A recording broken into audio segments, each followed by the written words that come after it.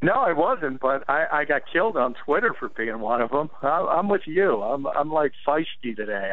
People hear what they want to hear, but I think the Eagles were very close to possibly making a move if things didn't turn around. That's how poorly it was going. But I've been, steadfast since day one. You know what you have in Mark Sanchez. That's not a real option. So that's a worst-case scenario. You want Sam Bradford to succeed, and obviously got it going. The big question to me is, was it him and the Eagles, or was it the opponent? Well, and look, I agree. I don't think you make the move there, and a lot of it is because, quite frankly, you know what you have with Sanchez, and that's not to say that at some point, if it continues to go downhill, you owe it to your team to make the trade, to make a move there. What did you think of Bradford overall? Is it two bad throws? Do they play a big factor in the way that you look at his game yesterday? How do you factor those two picks? Because look, they're in the end zone, and they're two. That's 14 points, maybe with this kicker, 12 points off the board. Yeah, I mean, obviously it takes. There had been no quarterback in the NFL that threw two interceptions in the red zone in the same game. So, I mean, that's something you can't do. And my thought was, and that's what created the ruckus on Twitter, was that if Mark Sanchez was playing that game, the Eagles would have already been running away with things in the first half. That doesn't mean they should make the change. It just means that's how poorly Sam Bradford was playing in the first half. And things got turned around, and a lot of it had to do with the offensive line, which played a very, very good game. But overall, his performance was not great. It's passing, certainly, because of the second half, but we've seen this time and time again. The guy can't put together four quarters, and to be a really good football team, at some point you have to do that. Yeah, I think that's the narrative around the NFL right now is, the guy's got to be able to put together four good quarters, and he hasn't been able to do that. Let me ask you what your thoughts on the throws were. And I said at the beginning of the show, John, I don't know that they're bad decisions. I think they're just bad throws. I mean, he's got to make a better throw. I'm not watching it saying, why are you throwing to that guy? I think the guys were there, the right play, just bad throws. Yeah, exactly. No question about it. The Cooper one, specifically, he was open. That should have been a touchdown. It was just a late throw. It was not only late, but underthrown. So, it wasn't bad decision-making. That's not the issue. The issue was accuracy and ball placement. And obviously, that's what Chip has sold about Sam Bradford since virtually day one. And we really haven't seen that accuracy. You see it at times, but on a consistent basis, which is what sets apart the great quarterbacks from the good ones and the good ones from the bad ones. He hasn't been consistent with his ball placement to the receivers, and whether that's confidence, whether he's still working his way back, whether it's rust, whether something has to do with the drops, because let's not let the receivers off the hook completely. There's been a ton of drops on this team too. So I think it's a perfect storm of things, but and it was good to see the volume of that offense, because that's what this offense is. It's a high-volume offense when it's going good, and you can put up 500-plus yards, even though you have turnovers on the red zone. John, what were some of the changes that you saw in the offense? What were some of the things that adjustments that Kelly made? Well, we saw it. I think the big, and it wasn't an adjustment, and we talked about it on Thursday, that Jason Peters had a chip on his shoulder, and he was going to show up in this game, and he did. He played a tremendous game, and that kind of went across the entire offensive line. I thought Lane Johnson played well despite his sprained knee. I thought Jason Kelsey played his best game of the year. So that group as a whole was much, much better. That opened the running game, and when the running game is going, it gets easier to throw the ball. But I go back to that is it the fact that the Saints have a laughable defense, or where the Eagles really starting to turn the corner? We'll only get to see that next Monday night when they'll be playing for at least a share of first place, as amazing as that sounds, against the Giants. But as far as Chip, he got under center a little bit more, let Sam Bradford. My concern there is, though, we always talk about tipping plays. Every time the Eagles are under center, they run the football. And at some point, you have to have a trend buster and go back and let Sam Bradford throw the football so teams don't jump on that. What do you think got the offensive line rolling? Is it just a bad Saints team? Did they simplify things? What was the difference for the line? Because, quite frankly, they've been a big issue, and they seem to open up some holes. There were legitimate holes there on Sunday. Well, I thought the All-Pro was angry, and I thought part of it was the fact that he went into that game with the mentality that he was going to beat people up, and he did. And not that Jason Peters has been playing poorly when he's been out there, but he's just been okay. He hasn't been himself. And that was the first time you saw him play like the Jason Peters we think of. And it was also the first game of the year where Jason Kelce played at a Pro Bowl level. And I think that had more to do with the competition, because if you think about what teams have been doing to Kelce, it's been putting the big body on him and pushing him back. And the Saints don't have that in the middle of their defense, so I don't think they were capable of doing. Yeah, and I know Chip mentioned a lot today that, hey, it just depends on what the other team's doing, what they're trying to do. We do the X, if they do Y. And you mentioned they're under the center, they keep running the ball, but he did say, hey, we can throw out of that set. Is that something they're setting up down the road maybe? Well, you would hope so, because it's going to work. They never do it, so at some point somebody's going to bite on that and come hard, and in theory you would have somebody wide open down the field on play action. So that could be something they're setting up for down the road against the Giants, because obviously they didn't need it against the Saints team, since obviously the score wasn't close, and it should have been far worse. I mean, that was total butt whipping. It was like the Globetrotters against the Washington Generals. That wasn't even a football game. Even in the first half, when the Eagles, were only, barely up, and people were talking about Sam Bradford, they should have been up by 2 or 3 touchdowns. They were dominating that game from basically the opening kickoff, which went back 40 yards from Josh Huff. So it was a great performance, and obviously things are much rosier down at the NovaCare complex, and we'll see if they can build on it. Yeah, 519 yards, no punts in the second half. They scored on every possession, and you say it's rosy. So have they turned the corner on offense? Are we saying, all right, this team clicked, all of a sudden, look, they're going to have their bumps in the road. I get it. But did you see enough from this offense to say that, hey, they fixed a lot of their issues, and moving forward, this should be a more consistent offense? Because that's been their biggest problem, is the lack of consistency on offense. Well, I think the offensive line turned the corner, and I think they're going to be better, so that's going to help from this point forward. But, my main concern this entire season, and Mike, is I don't think they have enough at wide receiver. And I wrote about Josh Huff yesterday, and the numbers are glaring. 88% of the time coming into that game, wide receivers. And their receivers just aren't good enough. And I don't see that changing here. I think they have to bring in new players, new blood. I think they have to get more talent at those particular positions. They did use a lot. They did use more, I wouldn't say a lot, but more 2 tight end sets, Sedelic and Ertz out there at the same time. And I think that should be something they concentrate on as we go down the line. But he likes playing 3 wide receivers. He likes playing 11 personnel. And in theory, it's because he wants the other team, the opposing defense, to play nickel, which makes it easier to run the football. And at times it does. I understand his thought process, but I just don't think the receivers are giving them enough on a consistent basis, and I don't think that's changing. I'll agree with you there. Just no playmaker, and the drops are a big problem. I mean, it seems that Matthews, again, if Aguilar, the second week in a row, he gets a ridiculous penalty called in the red zone, but Matthews drops that touchdown anyway. So he was a guy who, correct me if I'm wrong, John, was billed to be a very sure-handed receiver coming into the league.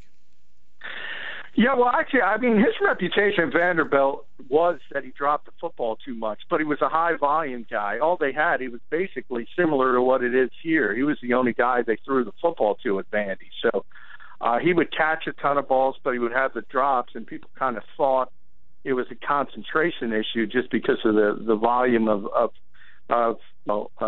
targets he saw. But obviously it hasn't ceased at this level. And the consistency, the fact that people want to assume that Jordan Matthews is a legitimate number one receiver in this league is just a falsehood. He's not. And you see it. I mean, there are great receivers in this league who will go through an entire season with one or two drops. The entire season. If they get their hands on the football, they're catching it. So when that's your best receiver, you've got an issue. Give me the stock report on Murray and Matthews. I mean, Murray has his best game, but, I mean, you watch the two guys. Are they doing themselves a disservice by not playing Matthews more? No, I don't think so. I really don't. You have to realize there's a pretty large sample size on Ryan Matthews and, the injury history. We talked about DeMarco Murray before his 1,800-yard year had some injury history, but consistently Ryan Matthews has been injured, and when he handles the football a lot, you kind of understand he's not going to be on the field every Sunday. That's a fair point, but let me ask you, though, do you find that is any discernible difference between the two guys? Or as Chip Kelly said today, we look at the two. I mean, he makes it like I don't even know who's playing. Staley runs those guys in and out, and I don't care who it is. Do you feel that one – I think that is a good point about Matthews. He has been banged up in the past. His injuries history is not very good. But do you look at the offense, it's different depending on who's out there, or do you think they're just interchangeable? No, they are interchangeable. That's what I said. People forget Ryan Matthews was the 12th pick in the draft. He's got a tremendous skill set, arguably better than DeMarco Murray. So that was on paper the strength of the team coming into the season. Hasn't turned out that way yet, but I still think it will. When you have three backs like Murray, Matthews, and Darren Sproles that can do a lot of good things, that's what they have to lean on. And the fact that both guys got going a little bit, and, it doesn't surprise me that people look at the two backs, Matthews and Murray, and say Matthews is more explosive because he is. But that's not just what it's about when you're talking about a bell cow back that has to handle it 25 or 30 times. Durability issues come in. Fumbling comes into it. Matthews has had a history with that when he handles the ball a lot. So all of that has to be entered in the equation. Both parts are key to this team. And I think that when they have that ratio like they had yesterday, with Murray touching it 25, Matthews 10 to 15, I think that's what they want, and I think that's when they're the best team they can be. John, give me your thoughts on them going for it on fourth down multiple times. I mean, obviously the kicker's struggling. Is this him telling the kicker, hey, we don't trust you, or is it just a good percentage play? I liked it. Part of it has to do with the kicker. There's no question about it, but those were going to be 50-yard kicks anyway. And that's the Chip Kelly we had in college, and people thought they were getting here. If you're on that place of the field, and the Eagles have a better defense now, and you punt the football, if you get a touchback, you're only going to gain, 15, 17 yards or something like that. Even though Donnie Jones is a great directional kicker, I think that's the place to go for it, especially against a bad team. It was clear they had a lot of confidence that their defense could stop the Saints, and they were right. And I like the moves. Even though it didn't work out, I like Chip Kelly going for it, and I think he has to do that kind of thing more often, not less often. Yeah, we thought we were going to see a lot of that from him when he came into the league, and obviously it hasn't happened. But, we'll see moving forward. Are you surprised, Sturgis? They're not going to bring anybody in, nobody this week. He said, nope, we're going to stick with them, not even taking a look at anybody. Surprise? No, because last week there's just not obviously good kickers on the street. So it comes down to the fact that it's, not necessarily that he has that much confidence in Sturgis, who missed another extra point. And he made 4 field goals, but 3 of those were gimmies. So really his only, kick that was solid was a 41-yarder, which if you're an NFL kicker, you got to make, and he did. So it's not a strength of the team as it was early last season, really up until Cody Parkey got hurt. was one of the best kickers in football. It's no longer a strength, and they're just going to have to make do because we're in week 5 of the NFL season. There aren't great alternatives who aren't signed with other organizations. That's just the bottom line. That's going to be a tough, big situation late in the year if you need something and you don't have the confidence to do it. We'll see how that continues to evolve. What do you think? I think Bradford, the story of him getting everybody together and kind of being a leader, does that show you that Bradford is starting to feel more comfortable and that not only in his play but around the guys and saying, look, guys, we're a pretty good team here. I think that's a pretty good sign from him.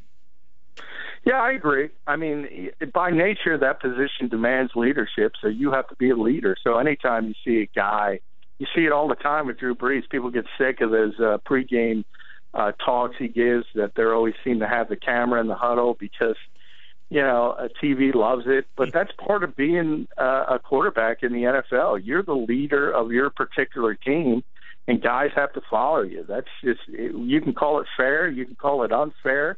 It's neither to me. It's reality. And he's the quarterback of this football team, and he's going to be as long as he's healthy. So I take that as a positive step, and he should take over this team because it's his team.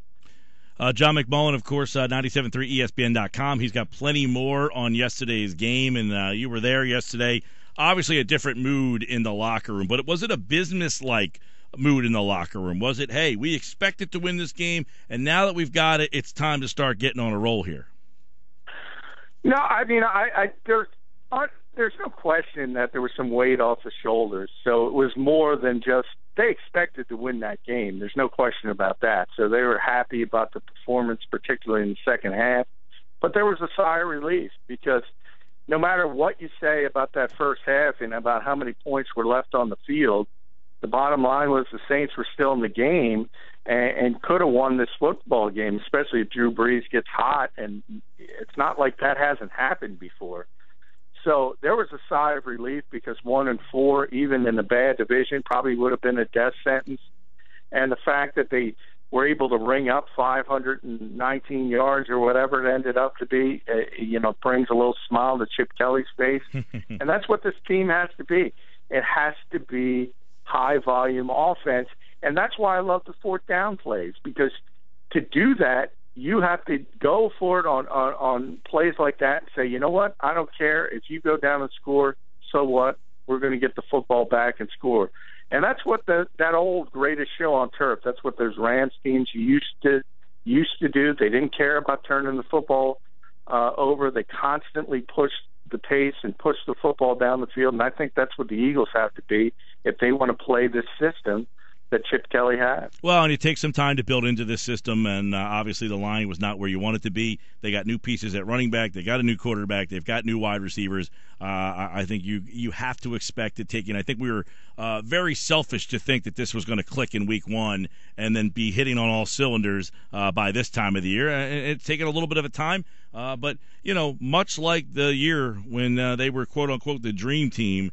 They got off to an awful start, but by the end of that year, that team wasn't an awful team. They won, I think, 4 games in a row to close that year out, right, John? Yeah, and that's the thing about this team. The one thing that I've held up just about every week is that the offensive line had talent, and they weren't playing up to their talent level. So I thought that was the one aspect where you can say eventually these guys are going to start clicking and things are going to improve, and I think that's what happened more than anything else yesterday. And I think that bodes well as we move on, forward with the season. And the fact that nobody's run away with it. I mean, the Giants had to win in the last second against an awful 49ers team at home.